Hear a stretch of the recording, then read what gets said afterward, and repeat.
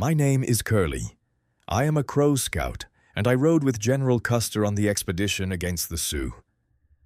On the day of the battle, we came within sight of the Indian village. From where I stood, I could see that it was much larger than anyone had believed. The lodges stretched across the valley, and I knew there were many more warriors than we had expected to meet. General Custer divided his command and pushed forward.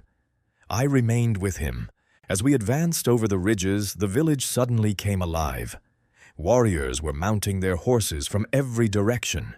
They gathered so quickly that it seemed impossible. In only a few moments they were riding toward us in great numbers.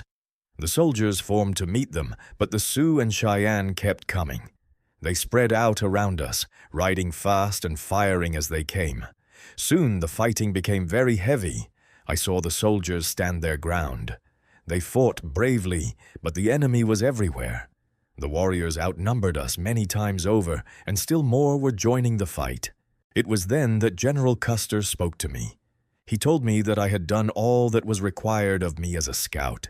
He wanted me to leave the field while there was still a chance. If I escaped, I could carry word of what had happened.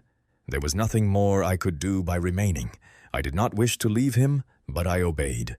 To avoid being recognized, I wrapped myself in a Sioux blanket. Keeping to the ravines and low ground, I worked my way away from the fighting. I moved carefully, afraid that any warrior who recognized me as a Crow would kill me at once. As I rode farther away, I looked back again and again. The firing continued without stopping. I could still hear the rifles echoing across the hills. Smoke rose above the battlefield and dust covered much of what I had left behind. I watched as long as I could. Then, little by little, the sound of the guns grew weaker. At last, there was silence. I knew then that the fight was over. I rode until I reached other soldiers and told them what I had seen. I reported that General Custer had attacked a force far greater than anyone had expected, and that he and his men had been surrounded by overwhelming numbers of Sioux and Cheyenne warriors. Only afterward did we learn that none of the men who remained with General Custer had survived. I was the last man to leave them alive. Many people have asked me what happened that day.